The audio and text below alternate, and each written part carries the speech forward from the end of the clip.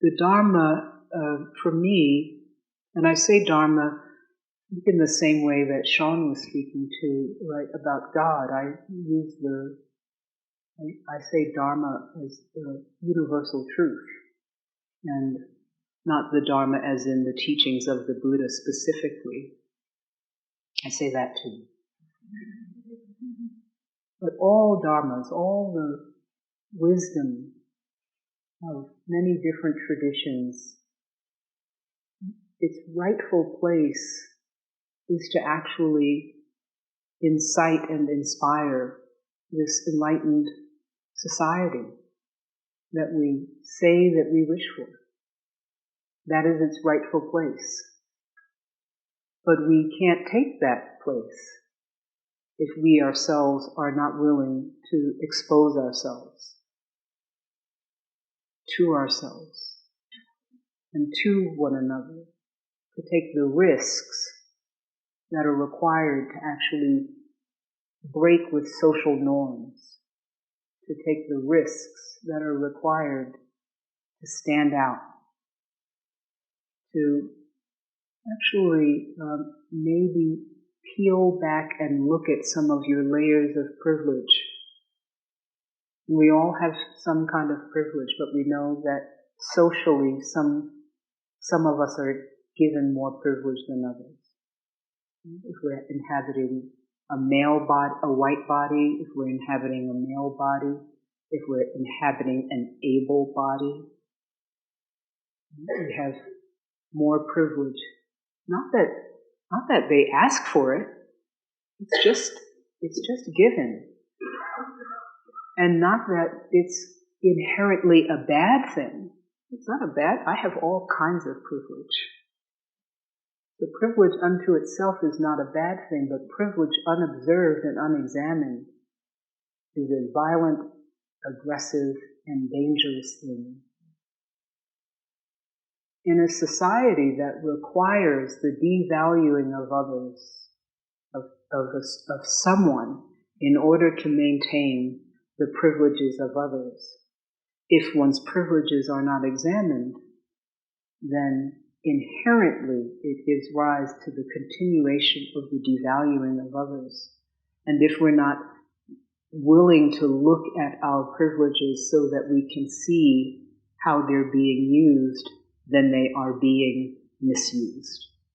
It's just as simple as that. So in order for the Dharma,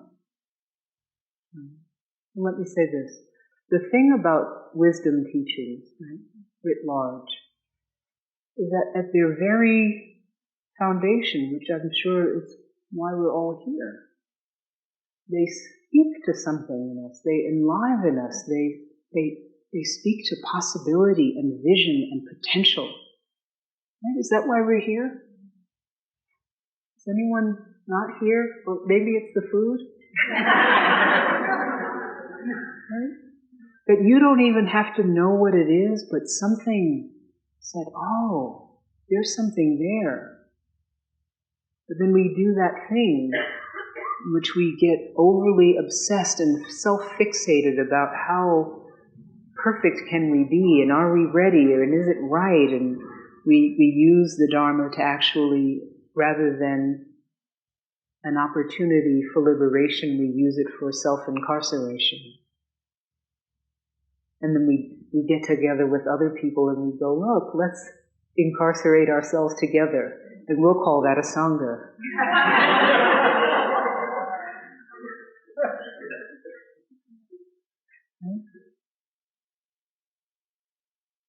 Because indeed, if your practice is not attenuating greed, hatred, and ignorance, then you should change your practice. Or you can change how you're doing your practice. Find out where it is that your practice actually lies. So at the foundation, I'm going to pause because I need a clock. Just or a signal or a high sign. Oh, we have lots of time. I speak slowly, and so it makes it very difficult to get, points in. So if at the foundation of wisdom teachings we have everything we need, truly everything we need to deconstruct the false realities created by mind, right? That exists in wisdom traditions, is however they go at it, right?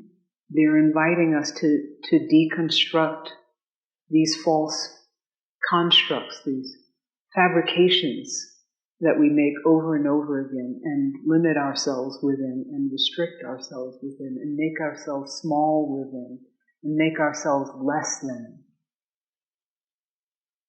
The wisdom teachings invite us to deconstruct those places that hold us back, hence liberation. Liberation from what? Liberation from constructs. Liberation from ideas. Liberation from limitation. That we might be as expansive as we were put here to be. As expansive as our birthright says and transmits to us in the form of breath. That's the only thing that you have to know that the lineage of being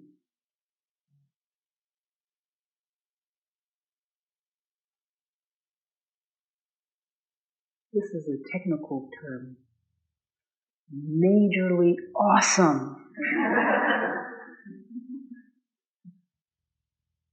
is that you have breath. It was transmitted to you in your breath.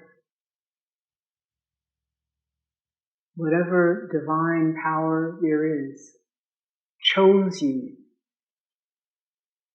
to be an expression of life itself and to further life. And the human form, while not better than the rocks and the trees and the animals and the insects,